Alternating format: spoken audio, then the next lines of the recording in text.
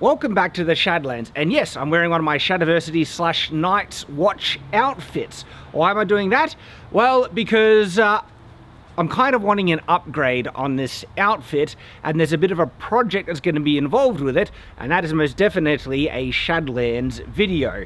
So, what's been going on? I have two main outfits that I like best with Shadiversity. In actual fact, I have a main outfit that's my favorite, and that is obviously the red brigandine. I have explored different options in what makes it more wearable. I got a metal one, and that was too heavy.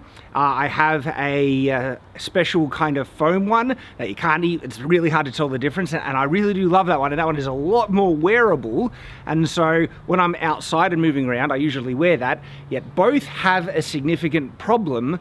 It's not really that problem, it's a me problem, and it's in relation to my health, and it's that I have sleep apnea, and what that causes, and yes, I've even had surgeries to try and fix it. Unfortunately, those surgeries haven't. They've helped improve it, and I have moments where I'm a bit better, but then other moments it's as bad as ever. And what that happens is, so I stop breathing while I sleep, and that puts a lot of strain on my chest and lungs, and I can wake up and it's literally like I've been suffocating myself all night, and it makes it really hard to breathe. And so I'm not sure if you've ever experienced where you breathe in and then your lungs, after you've taken the breath in, it's like your lungs are still expanding and you can hear air still go kind of sucking in and stuff. And so that makes it really hard to wear anything that constricts my chest and waist. And those brigandines, they're a bit tight. Even when I try and loosen them, just that constriction makes it very, very hard for me to wear. And so you might have noticed on Shadiversity, I've been wearing this outfit far more often because it's so much easier. It's more comfortable. There's no real restriction. And so I might even be moving over to just being wearing this outfit more often. Also, you might notice what I wear with it is this chainmail printed hoodie that I designed. This is my own design with, authentic print chainmail. It's available on the Teespring store, that I wear in conjunction with it. It's really comfortable. It gets the look I want, and I'm still very happy with it. Yet, if this is going to be becoming one of my main outfits, you know that it's not like authentic. When you get up close, and even from a distance, it doesn't hold up to perfect scrutiny because you can clearly tell that it is cloth.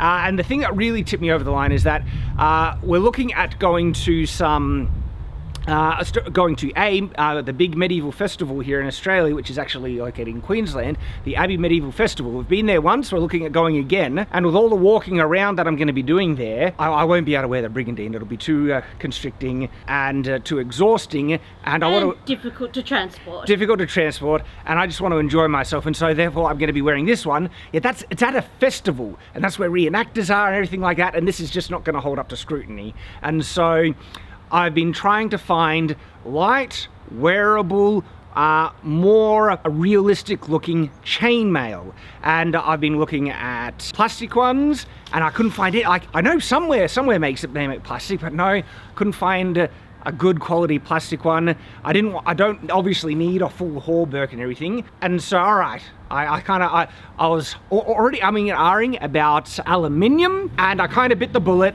and so I bought these from MakeYourOwnMedieval.com. Now, I already have a bit of a business contact with Make Your Own Medieval because they sponsored the last Shadiversity meet and greet at the Abbey Medieval Festival, and even donated some prizes for the contest that we held, which was brilliant. And so they're a great company, and they were the only ones that had these. So I was looking for these. So check these out. Aluminium riveted mail sleeves specifically.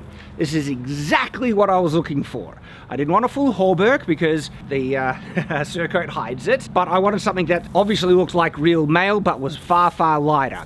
Aluminium it's like only a third of the weight of steel. It might even be less. Aluminium is shockingly light, and it really does the job. There is one main issue with it, and this is the purpose of the project that my wife, the lady, is going to be working on, and that is, it's far too bright. Aluminium is like, look how bright this is.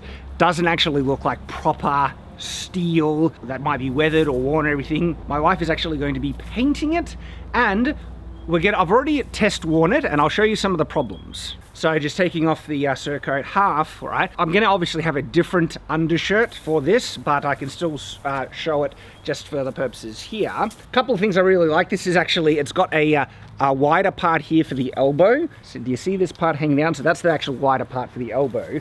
So if I get that in the right position, makes bending the arm really, really easy. So it's actually really good made. It's got like that very specific feature. But a couple of things, see how it's longer than the wrist? Whatever shirt I wear under, for some reason, just casual movement pushes whatever I'm wearing under up, up, up. And so the point where it's hanging here. And so we're going to be sewing and fixing these sleeves to an actual undershirt or even to this. My wife knows how to do it. She's an experienced and competent seamstress. And so she's going to figure out the best way to fix it to a shirt. And also, that's after we paint it though. So it's going to be painted to a darker color, darker metal color obviously.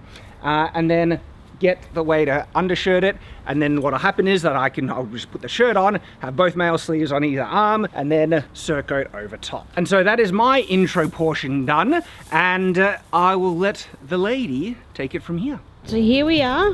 The first step that we're going to do is use some terps, just clean up any oils and grime and things on them, so that the spray paint will adhere to it. We've got 3 different steps of spray paint, and that'll hopefully help it to adhere. I'm just going to spray paint them lightly, just to darken it a bit, without it making it look kind of solid and plastic. So let's start with the terps. Oh, here's a little coughing boy. What'd you do, swallow a fly? So I've just started wiping it with terps. I just wanted to show you what I'm dealing with while I'm working. So we have the Chatterbox Thunder Warrior. He's been jumping up and down on the trampoline and chatting the whole time and telling me all about his day. And the dog underfoot. And let's get to work together, shall we? So I don't want to drown it in terps. So I'm just kind of spreading some on a cloth. Okay. And then just kind of wiping it down. And just trying to get rid of any oily bits.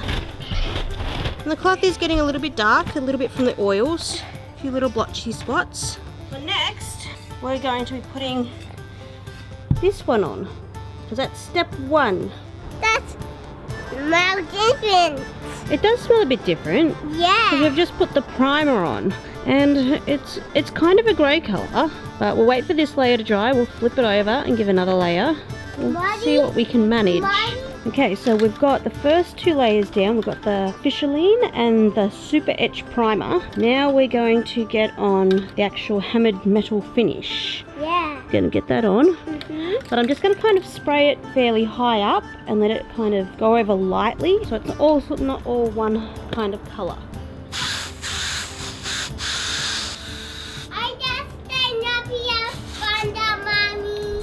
Okay. So we've got thicker amount kind of on here, some thinner bits as well, so we're just going to play around a little bit, see what looks best. I'm thinking kind of a little bit on the thicker side, but without coating it completely might do the trick.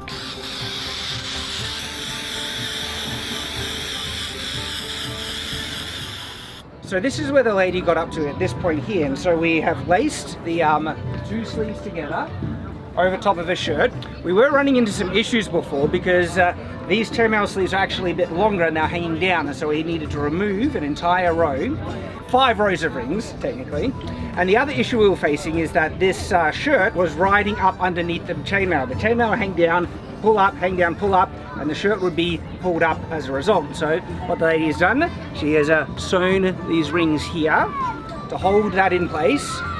And then with the painted rings over the aluminium, these actually look really, really authentic, and I'll show you now what it looks like in the complete version with the surcoat over top.